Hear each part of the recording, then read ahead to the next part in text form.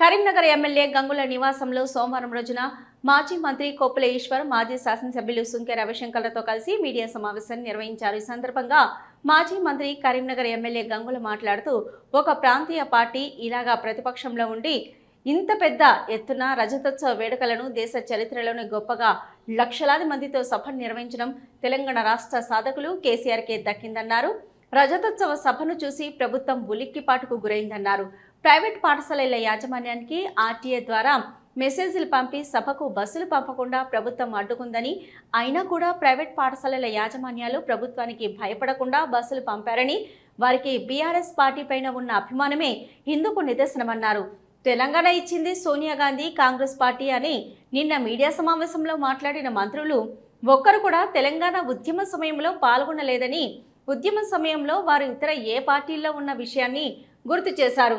తెలంగాణ రాష్ట్రం కాంగ్రెస్ పార్టీ దయాదాక్షిణ్యాల మీద రాలేదని, తెలంగాణ తొలి ముఖ్యమంత్రి కేసీఆర్ ఆధ్వర్యంలో తెలంగాణ ప్రజలు పోరాడి తెలంగాణ సాధించుకున్నామని అన్నారు.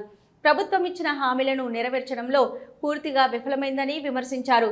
ప్రజలకిచ్చిన హామీలపైన ప్రభుత్వం దృష్టి పెట్టాలని, టీఆర్ఎస్ పార్టీపైన కాదని హితవు పలికారు. కాంగ్రెస్ ప్రభుత్వం ఇచ్చిన హామీలపై మంత్రులు గ్రామాల్లో సభలు పెట్టే దమ్ముందని సవాల్ విసిరారు.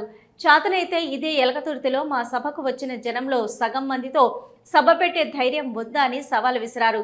ప్రజలు ప్రభుత్వంపై నమ్మకం కోల్పోయారని వారు అన్నారు. తెలంగాణ రాష్ట్ర ప్రజల పక్షాన బీఆర్ఎస్ పార్టీ పోరాటం చేస్తుందన్నారు. ఈ సభ కేవలం నాది మాత్రమేనని, ప్రజలను ఇబ్బందులకు గురి చేస్తే ఉవ్వెత్తున ఎగిసిపడి పోరాటాలు మరింత ఉధృతం చేస్తామని ప్రభుత్వాన్ని హెచ్చరించారు. కరీంనగర్ జిల్లా నుంచి రజతోత్సవ వేడుకలకు భారీగా తరలివచ్చిన బీఆర్ఎస్ పార్టీ కార్యకర్తలకు, ప్రజలకు ధన్యవాదాలు తెలిపారు.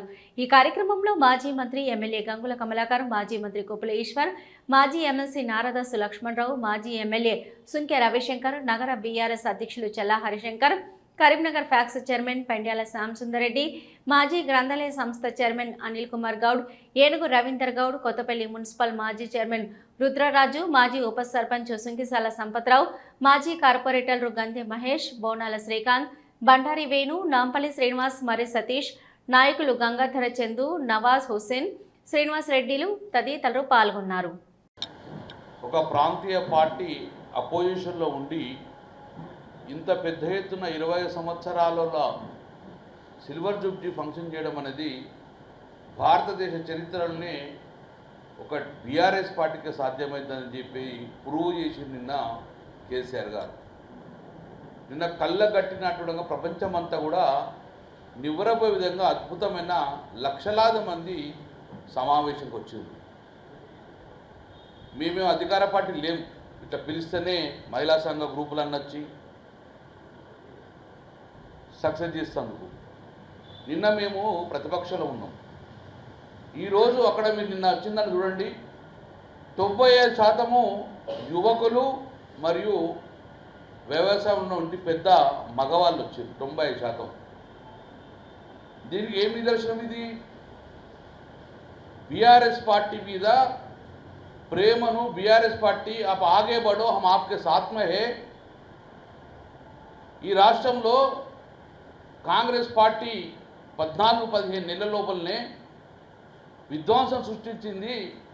ఇక మీరు ఎప్పుడొస్తారా అని చెప్పేసి ఇక మేము సంఘీభావంగా వస్తున్నామని చెప్పేసి లక్షలాది మంది ఈరోజు రావడం జరిగింది.